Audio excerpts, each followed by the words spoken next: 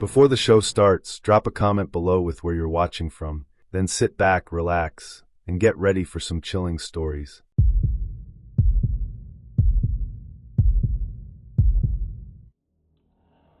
My first night shift as a nurse was supposed to be uneventful. Boring even. That's what everyone told me. Night shifts in small-town hospitals are dead quiet, they said. Nothing but beeping monitors and old people snoring. I would have taken that over what actually happened, any day. I just started working at Holbrook Medical, rundown facility about 30 minutes outside of Madison. It was the kind of place with flickering hallway lights, yellowing ceiling tiles, and that constant smell of antiseptic that somehow still couldn't cover the scent of age and rot. The staff was nice enough, though a little cold. Maybe just tired. Most of them had been there for decades. That night, I was shadowing an older nurse named Cheryl. She was efficient, quiet, not big on small talk. Around 1:30 a.m., she sent me on a routine vitals check for patients in Wing C. That wing was mostly recovery patients, hip replacements, pneumonia cases, a few diabetics. It was while checking room 309 that I first saw him. He was sitting up in bed, completely still, eyes wide open, just staring at the doorway as I stepped in. No expression, no movement. I glanced down at my list. Room 309 was supposed to be empty. Sir? Are you supposed to be here? I asked, trying to keep my voice calm. He didn't answer, just stared. I backed out, went to the nurse's station, and asked Cheryl if someone had been transferred into 309 without it being logged. She looked confused, pulled up the patient list. Still marked as vacant. That room was cleared yesterday, she said flatly. I just saw someone in there. She sighed like I was wasting her time. Probably a misfile. These people get turned around all the time. I went back hesitantly, but when I opened the door again, the bed was empty. I swear I hadn't imagined him. The sheets were still wrinkled, like someone had just been sitting there. But the room was silent. Cheryl didn't believe me, of course. She brushed it off and told me to finish my rounds. But the weirdness didn't stop there. At around 3:15 a.m., I passed by the security office. The night guard, a chubby guy named Russ, was watching the cameras. He waved me over and said, "You ever hear of the 317 guy?" I blinked. What? He rewound the feed from the hallway outside Wing C and hit play. There he was. That same man. Pale skin, shaved head, hospital gown. Walking barefoot down the corridor. Not rushing. Just drifting. The timestamp read 3 hours, 17 minutes, and 42 seconds. Thing is, Russ said, chewing on a toothpick, he shows up on this hallway camera like once every few months. Always at 3:17. Nobody ever sees him in person. My blood ran cold. "I saw him tonight," I whispered. Russ stared at me for a moment, then leaned back in his chair. "Then you're already in too deep." I couldn't sleep after that shift. I went home as the sun was coming up, crawled into bed, but just kept replaying that moment. His face, the way he stared, the silent hallway, Russ's words. "You're already in too deep."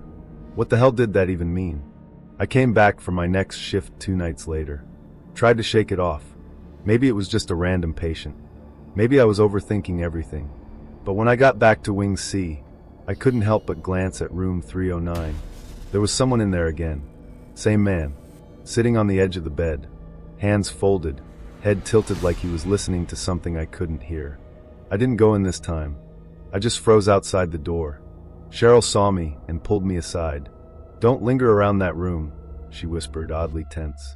"Just stick to your rounds." I thought it was empty. "It is." Then she walked off. That night, I had a dream. I was walking through the hospital in total silence. No lights. Just the green emergency glow strips on the floor. I opened the door to room 309 and saw him there again. Except this time, he looked directly at me and said my name. Just once. But his voice echoed like it was inside my skull. "Samantha." I woke up soaked in sweat. It only got worse from there. I started noticing weird behavior from the rest of the staff.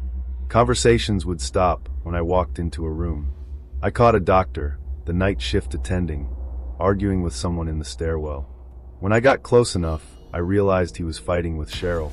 "She doesn't need to know," she hissed. "She's new." "She saw him," the doctor snapped back. I hid before they noticed me. But I couldn't take it anymore. I needed answers. So I looked him up. The hospital database didn't show a patient record under that room number. But I searched the internal archives using a date range, admissions from 6 months back, and there it was. Name, Jonathan Hale. Age, 43. Status, deceased. But the file was marked missing, no body released. A note attached to the report said, discharge delayed due to administrative error. The file had been accessed twice in the last week, by Cheryl and the doctor I'd seen arguing. I printed the file. The next morning, I handed in my resignation. A week later, I got a call from Russ, the security guy. He just said, they're deleting everything. I'm quitting too. Don't talk to anyone from the hospital. And then he hung up. Holbrook Medical went under heavy renovation 2 months later. Wing C was closed indefinitely for infrastructure issues. The entire hallway was gutted. To this day, I don't know what happened to Jonathan Hale. If he ever really died. If he's still there, waiting in room 309. But I'll never forget the last time I looked through that window. He was smiling.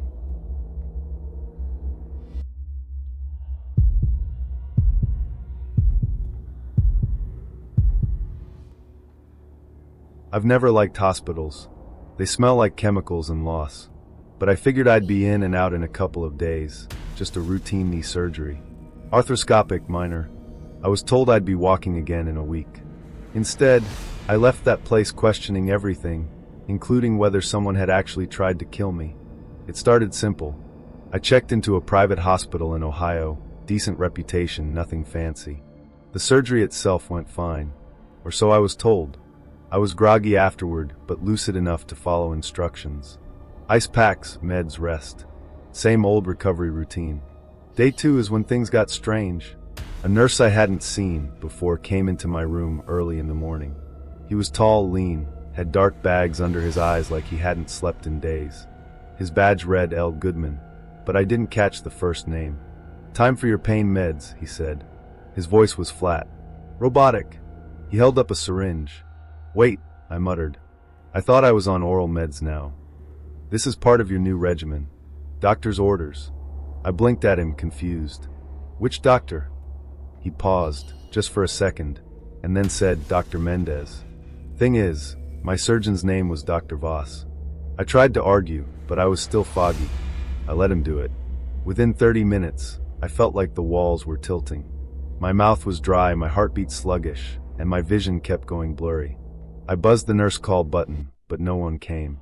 Later that afternoon, a different nurse, Sarah, one of the regulars, came in to check my vitals. I told her about the injection. Her forehead creased.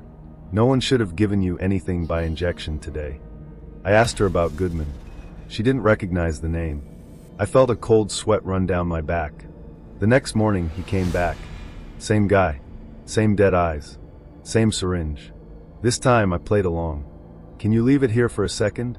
I need to pee, I told him. He hesitated, then shrugged and placed it on the bedside table. As soon as he left, I tucked the syringe under my mattress and buzzed the nurses again. When Sarah came, I showed it to her. She went pale. I'll be right back, she said, almost whispering. Sarah didn't come back.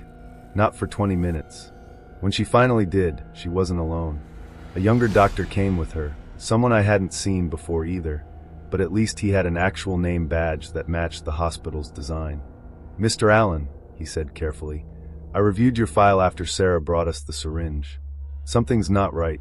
He pulled up a tablet and showed me the medication log. According to it, I was receiving normal post-op pain meds, low-dose oxy, and some anti-inflammatories. But when the doctor examined the syringe I'd hidden, his face changed. This isn't what's logged. It's morphine. A high dose, combined with another agent, something I don't recognize right away. He looked shaken. That's when I told him everything. The guy calling himself Goodman, the fake name drop, the way he only came in when I was alone. Security was called. They went through surveillance footage, but the hallway camera outside my room had a 2-hour blackout window, right when both injections happened. The system glitched, they said. Corrupted files. But they did find a frame from the lobby cam. A man wearing scrubs, face partially turned away from the camera, entering through the staff entrance using an outdated ID badge that had been reported missing 2 months earlier. When they searched the building, he was gone. Just vanished. Left no trace. Never officially clocked in, never appeared in digital logs, no fingerprint match. The police were called. I gave a full statement. Apparently, I wasn't the first. 2 similar cases had popped up in other hospitals within the region. One patient died, and it was written off as an accidental overdose. The other had slipped into a coma but later recovered, barely able to speak, but remembered a man matching Goodman's description. They believe it was the same guy. A rogue ex-employee? A serial attacker with access to hospital credentials? They don't know. Or maybe they do, and they're just not telling me. I was discharged under tight supervision. They sent me home with police contacts and a warning to report anything suspicious. Now, months later, I still double-check every lock. I've installed cameras in my apartment. I don't take pills unless I verify them online. I haven't stepped into a hospital since, and I don't know if I ever will again. All I can think about is how close I came. How a man with a stolen badge and a calm voice almost ended my life, with a smile and a syringe.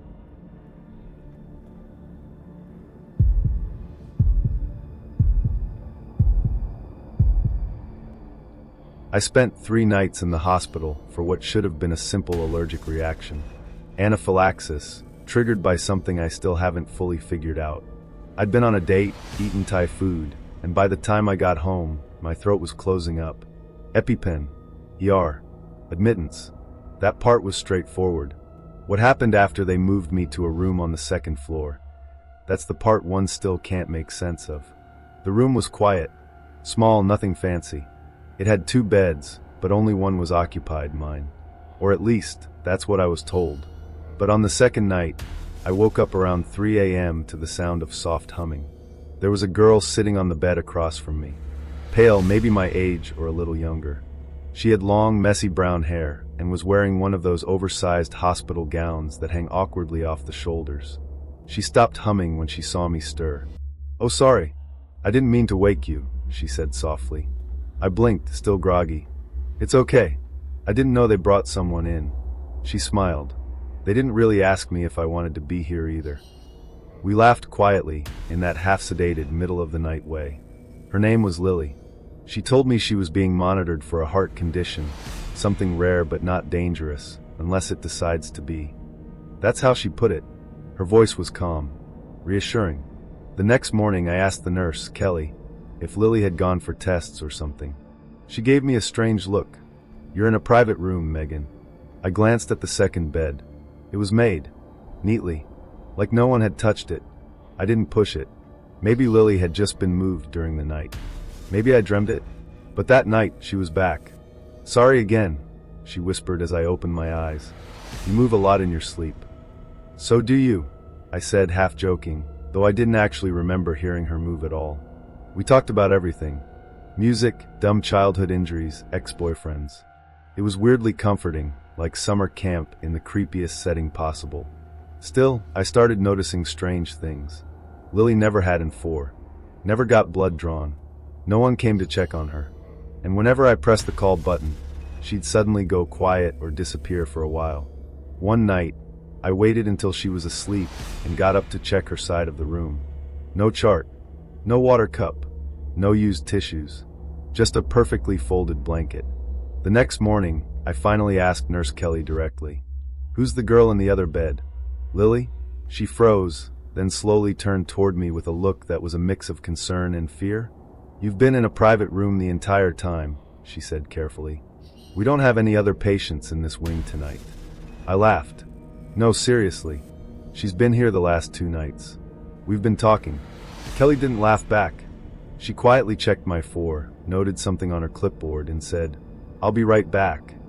I watched her leave the room and whisper something to a man in scrubs at the end of the hallway. They glanced at me. I looked away. An hour later, a doctor came in, one I hadn't met before, and gently suggested they were adjusting my meds to help me rest more comfortably. They thought I was hallucinating. That night, Lily came back, sitting cross-legged on the bed like nothing had happened. "They don't like when people see me," she said, not looking at me. Are you really here?" I whispered. She tilted her head, almost like she pitied me. "You listened. That's why I stayed."